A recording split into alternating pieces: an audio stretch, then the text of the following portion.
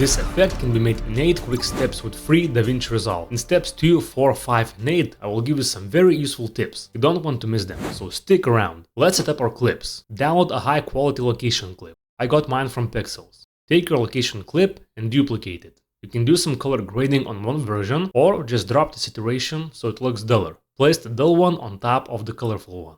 This will create a very big difference and help bring the picture to life in real time.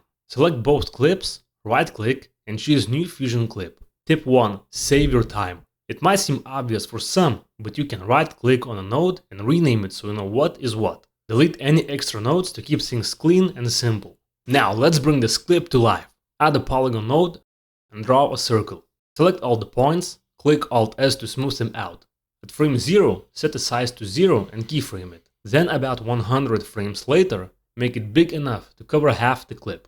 From here you can either copy the same polygon node and relocate the shape, or make it way more interesting. For the latter, add a second polygon. This time, draw a triangle or a wave shape. Smooth it out and keyframe it the same way, small at the start, growing forward.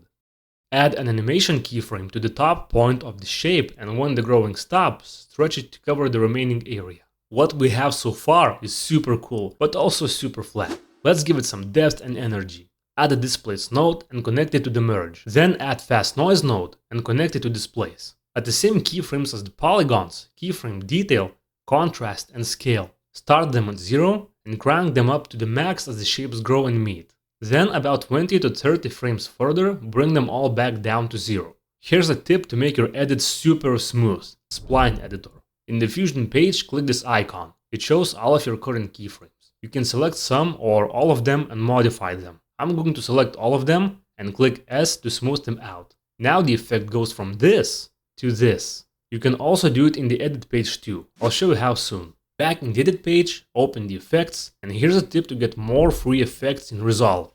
Click the 3 dots and turn on Show Legacy Effects. This will let you use a variety of cool and useful effects from older versions of Resolve.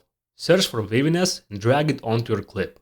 Keyframe the scale and strength. Start at 0, up them to 7.8 and 20.2 when they get bigger, and hold until the waves meet. Then back down to 0. Now don't do this for this effect, but to smooth out edit page keyframes, Spline editor can be found here. Select this to see the graphs and select ease in and out. Super useful to make your edit smooth without Fusion. Let's add some frames to our clip. You can adjust this to your liking, just make sure that the clip is at the center.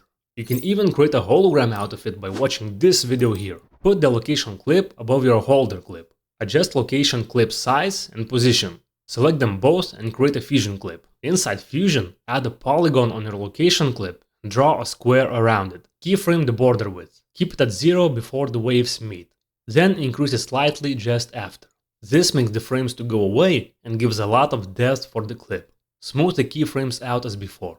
There's only 2 steps left. They will bring this edit to life. Make another Fusion clip, add a transform node, keyframe the center and size a little after the shapes move. When they meet, zoom in and center the clip until it fills the whole screen.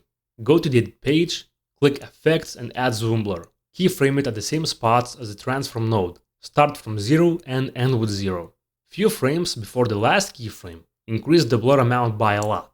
This makes it feel like you're diving right into the scene. Smooth out your keyframes in both pages.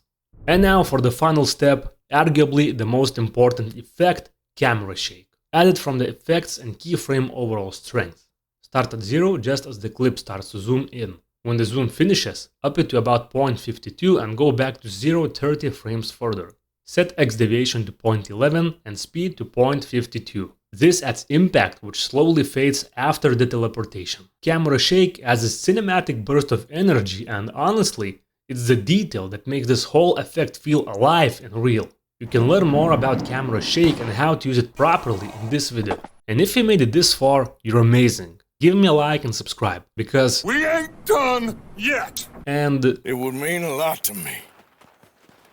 Please.